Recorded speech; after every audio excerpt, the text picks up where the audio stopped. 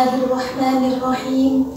Alhamdulillahi nahmaduhu wa nasta'inuhu wa nastaghfiruh wa na'udzu billahi min syururi anfusina wa min sayyiati a'malina. Man yahdihillahu fala mudilla lahu wa man yudlil fala hadiya lahu.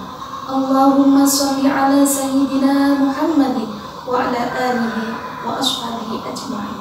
Amma ba'du.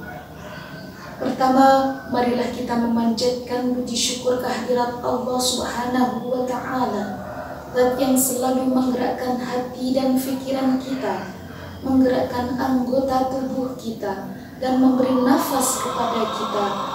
Untuk itu, kita harus bersyukur terhadap Allah Subhanahu wa Ta'ala atas segala nikmatnya.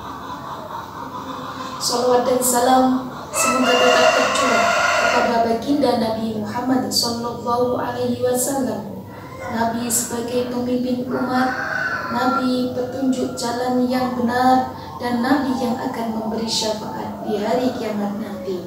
Amin Allahumma amin. Pada kesempatan yang penuh berkah ini, izinkan saya menyampaikan sedikit tema moderasi beragama sebagai fondasi kerukunan bangsa.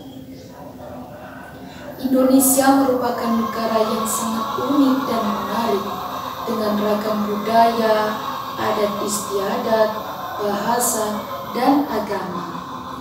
Imam Ibnu Katsir menafsirkan dalam surat Hud ayat 118, yakni Allah menciptakan mereka dalam keadaan yang berbeda, mulai dari petunjuk, rezeki, keyakinan, dan perbedaan pendapat.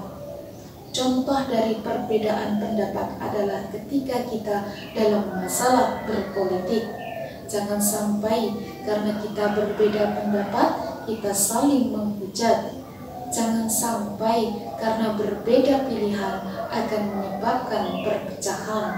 Untuk itu, kita sangat penting untuk membangun ukhuwah watoniyah. Bagaimana cara kita untuk membangun ukhuwah watoniyah atau persaudaraan yang baik dengan antar sesama?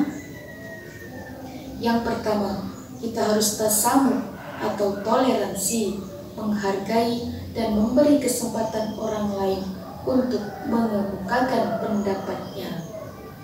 Dan untuk kita melaksanakan toleransi, kita harus saling mengenal. Allah menjelaskan dalam surat Al-Hujurat ayat 13 yang berbunyi, A'udzu billahi minasyaitonir rajim. Bismillahirrahmanirrahim. Ya ayyuhan nasu inna khalaqnakum min dzakarin wa untha wa ja'alnakum syu'uban wa qabaila lita'arafu. Dalam kitab Jalalain dijelaskan bahwa Allah menciptakan mereka berbangsa-bangsa, bersuku-suku untuk saling mengenal. Baginda Nabi pun telah memberi tauladan bahwa beliau sudah menerapkan toleransi pada zaman dahulu, yaitu terbukti dengan adanya Piagam Madinah dan Perjanjian Hudaibiyah. Yang kedua, kita harus mencintai tanah air. Hubbul watan minal iman. Mencintai tanah air adalah sebagian dari iman.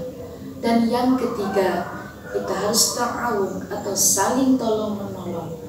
Yang lebih kita kenal adalah dengan kata gotong royong. Wa ta'awanu 'alal birri wat taqwa wa la ta'awanu 'alal ismi wal 'udwan. Dan tolong-menolonglah kamu dalam berbuat kebajikan dan takwa.